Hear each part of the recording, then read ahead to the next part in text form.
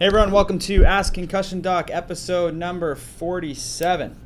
First thing is this week is Mental Health Week in Canada. The hashtag is #GetLoud to talk about what mental health really is. This is a blurb from mentalhealthweek.ca. Mental health is a state of well-being, and we all have it. We might have a mental illness and we might not. Either way, we can all feel well. We can all have good mental health. It is about having a sense of purpose, strong relationships, feeling connected to our communities, knowing who we are, coping with stress, and enjoying life. And it's never too early or too late to get there, but it's not just about what you do for yourself, by yourself.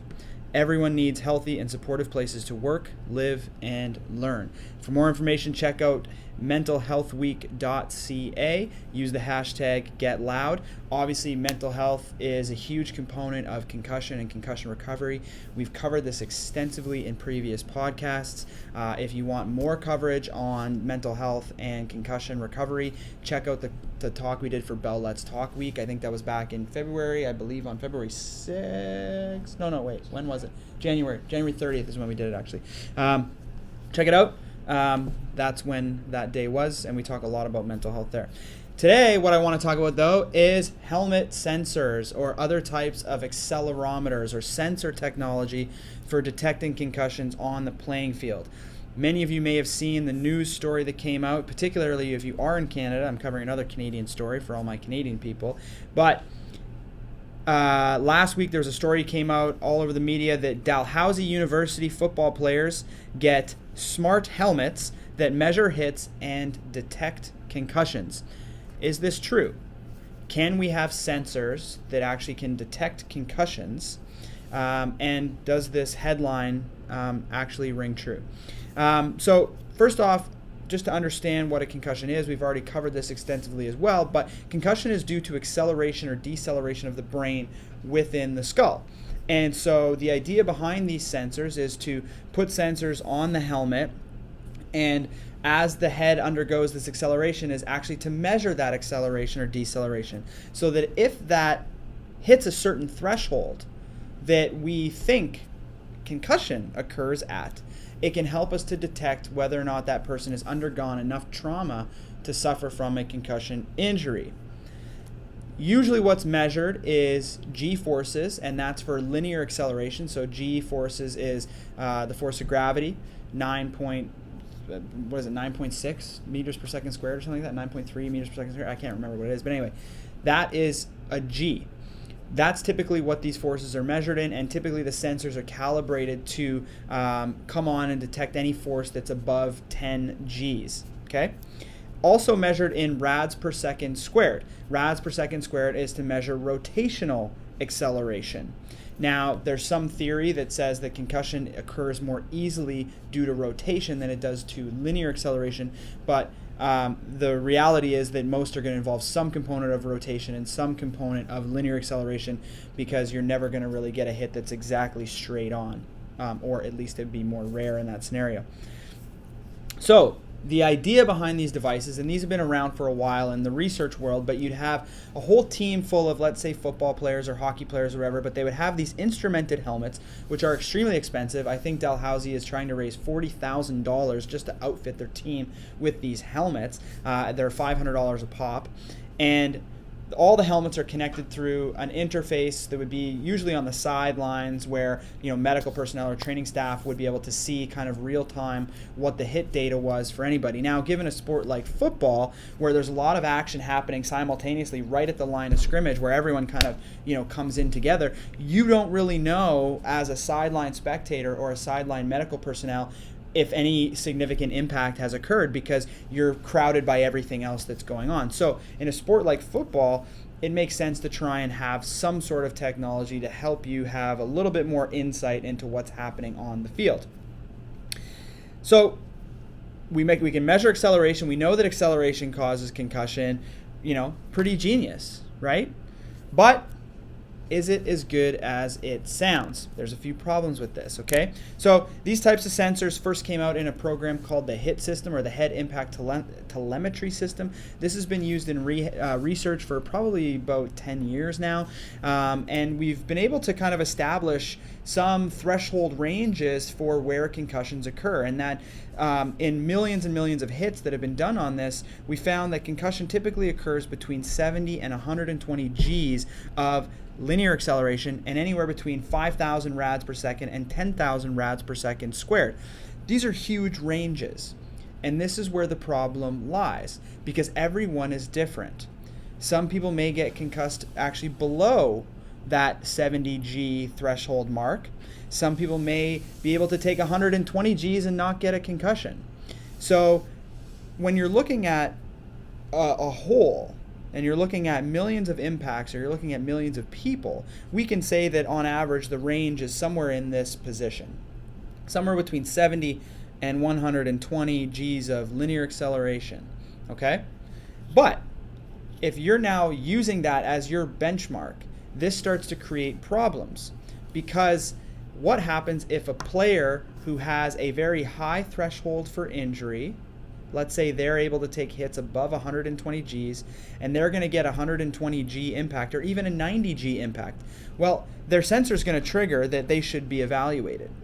So now you're going to be pulling players off of the field, potentially needlessly, because they don't have any type of injury, but the sensor has been tripped, and now we're bringing that person out of the game for evaluation.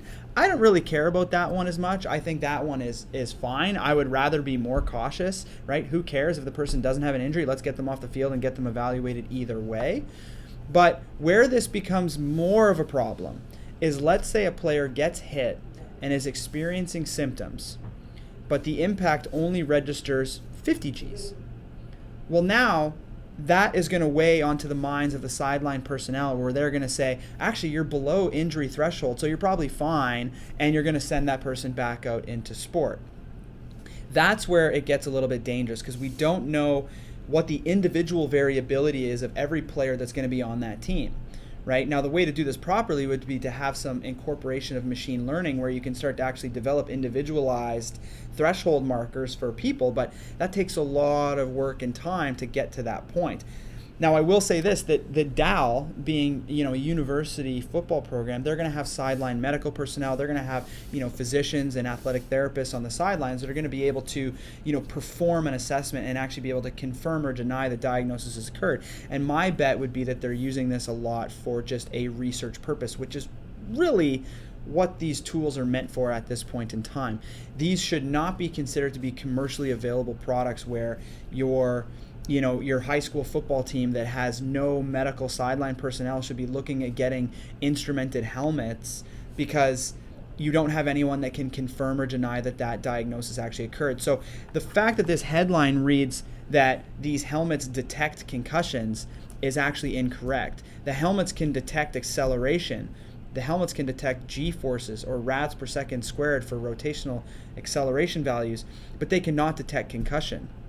And that's where this type of stuff is completely misleading to people, because everyone thinks, oh, if I get this cool new Mouthguard sensor, it's going to tell me when I have a concussion. No, it's going to tell you when you've exceeded a certain G-force threshold or a certain rotational acceleration threshold.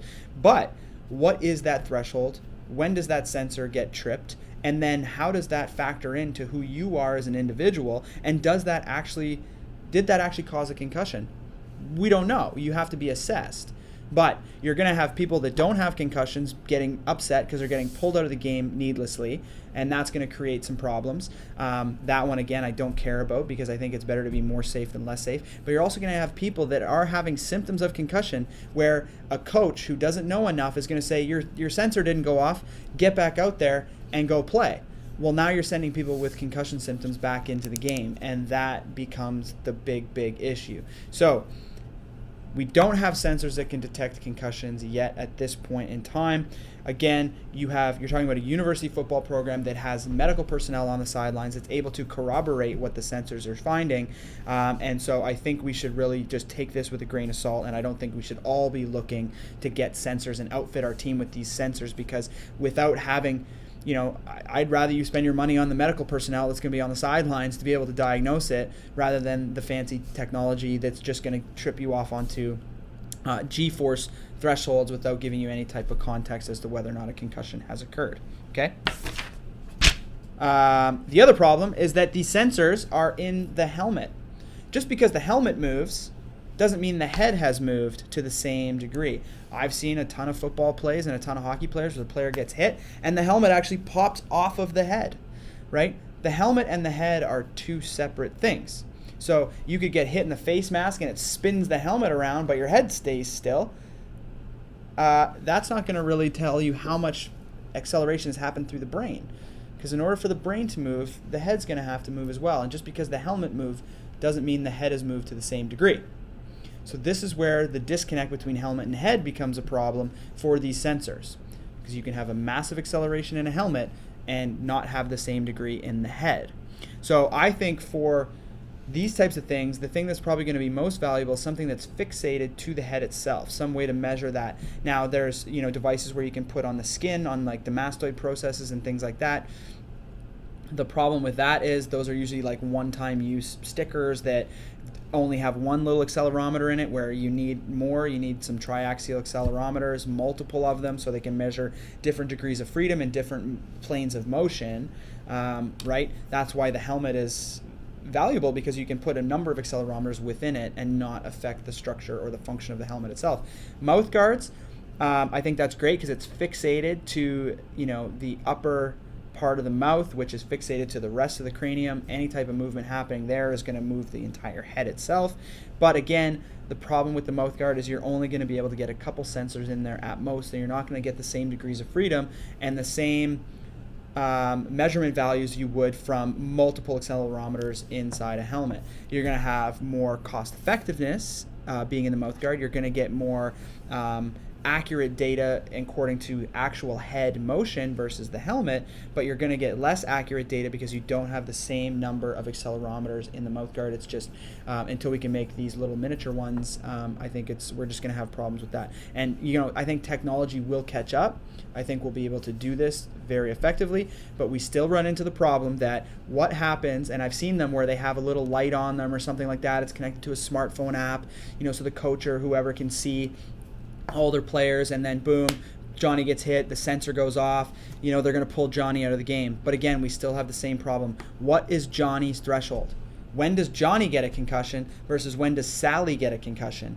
And if those two devices have the same threshold for injury, and those are two different people, you're going to be making different decisions based on data that really doesn't matter, right? And that is the point I'm trying to make. So in summary, these are research tools only. I don't think they're ready yet for commercial use. The only time I would say that they can be useful for commercial use is if you have some sort of medical, system in place to confirm or deny whether a concussion has happened. You can't be putting all your faith into a light bulb on a mouth guard or a sensor on a helmet as to whether or not a concussion has occurred and whether or not you should remove somebody from the game or not. This is where there's going to be a massive amount of liability placed on these companies. People are going to sue these companies for making the wrong decision. So again, these are tools in the toolbox.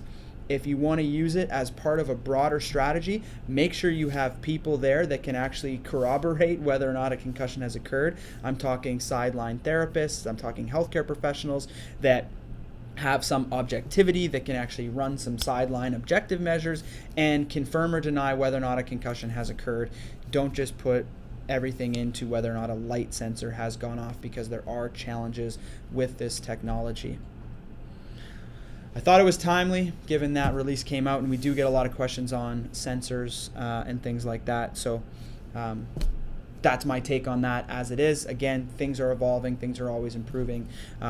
We are in talks with some companies that do this stuff, but that is because we also have the medical side of things covered, so we can actually work together with them to have a full comprehensive program. So I will kind of throw that out there. Anyway, see you guys next week. Thanks for joining us on episode 47. Cheers.